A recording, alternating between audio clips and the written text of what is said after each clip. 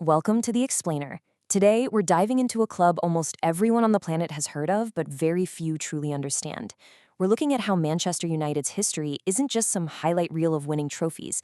It's actually a profound century-spanning cycle, a living, breathing story of building extraordinary teams, suffering absolutely devastating losses, and then miraculously rising from the ashes over and over again. There's a really crucial point to be made here. To truly understand this club, we can't just stare at the trophy cabinet. We have to look at the shape of its epic human drama. The wins, they're really just punctuation marks. The actual story is this constant rhythmic cycle of massive ambition, catastrophic loss, and then, against all odds, stubborn resilience. Part 1. Born of the Railway, from Newton Heath to Old Trafford.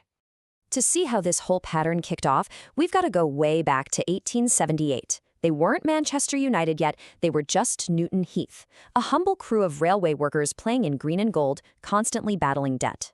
By 1902, they were literally a few unpaid bills away from extinction. They were only saved by a group of local businessmen who rescued the finances and completely rebranded them.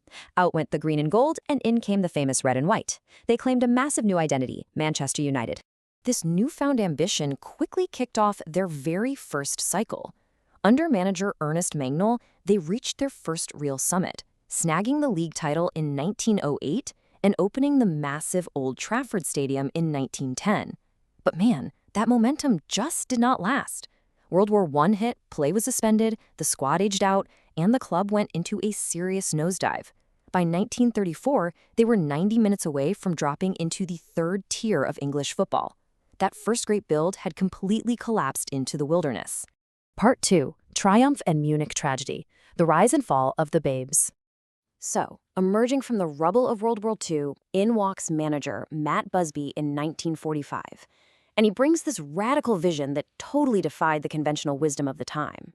Instead of throwing money at expensive veterans, Busby and his assistant Jimmy Murphy did something crazy. They trusted homegrown teenagers. They built the Busby Babes, led by absolute prodigies like 21-year-old Duncan Edwards. This incredibly young squad took English football by storm, winning back-to-back titles. They were literally poised to conquer all of Europe.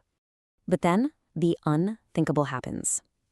On February 16, 1958, flying back from a European Cup tie, the team's plane crashed on a snowy runway in Munich, Germany. 23 people lost their lives. That included 8 of those brilliant, promising young players. In a split second, the thrill and magic of the Busby Babes was utterly destroyed. To this day, it remains the absolute darkest moment in the club's history. But in the aftermath, we see something truly incredible. Matt Busby himself nearly died in that crash. He was actually given the last rites twice. Yet he chose the agonizing path of coming back. He decided to rebuild the entire club from scratch to honor his lost boys. And exactly 10 years later, in 1968, he reached the ultimate redemption, a wildly emotional European Cup victory. Part 3. A decade to rebuild. Honoring the lost. So how exactly did they pull off that rebuild? Well, that 68 triumph was driven by a brand new, absolutely electrifying core of players. Busby put together the legendary Holy Trinity. You've got Bobby Charlton, a Munich survivor, who essentially became the moral and emotional anchor of the entire club. Then there's Dennis Law, this charismatic, lightning-fast Scottish striker, and of course, George Best, a Belfast prodigy who brought a literal pop star glamour to the sport that nobody had ever seen before. Together, they finished the Babes' quest, perfectly mixing deep resilience with pure, thrilling talent. Yet true to that brutal cycle of triumph and tragedy we talked about earlier, the summit didn't last. Once Busby retired, the club totally lost its way. They suffered a shocking relegation in 1974, and then they had to sit through an agonizing 26-year drought without a single league championship. It was like the ghost of Busby's greatness was paralyzing them. Part 4. Ferguson and the Treble. The Dynasty Awakens.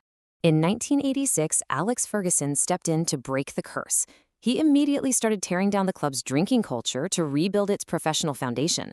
But you still need a spark to light a fire, and Eric Cantona was that final catalyst. When he showed up in 1992, he just radiated this fierce, almost arrogant winning mentality. He took the pressure off the younger guys and transformed an improving squad into absolute champions, finally smashing that 26-year drought in 1993. What Cantona's leadership really did, though, was provide the perfect cover for Ferguson's ultimate long-term gamble, the Youth Academy.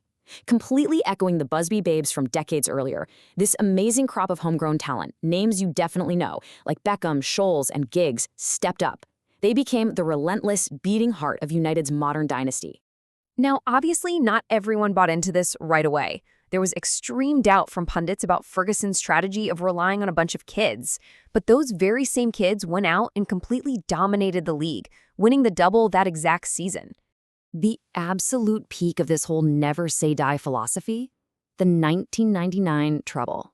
Seriously, just think about this impossible run. They snatched the Premier League title on the grueling final day. They won the FA Cup after surviving a penalty and a red card, capped off by Ryan Giggs' ridiculous solo wonder goal. And the Champions League? Down a goal to Bayern Munich until they scored twice in 100 seconds, right in stoppage time. Sir Alex Ferguson's famous, completely bewildered post-match reaction really says it all. Those stoppage time miracles didn't just win trophies, they basically forged a global identity. Manchester United became known across the entire world as the team that simply refuses to accept defeat. The numbers that followed were just staggering. Over 26.5 years, Ferguson collected 38 total trophies. But the crucial takeaway here is how he did it.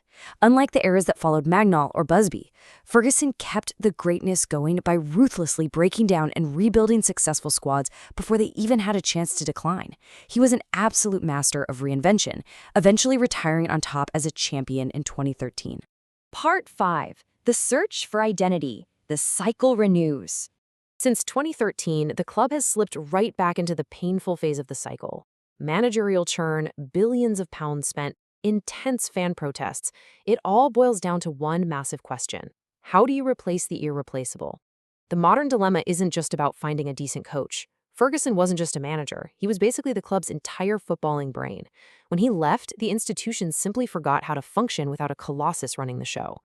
But here's where it gets fascinating.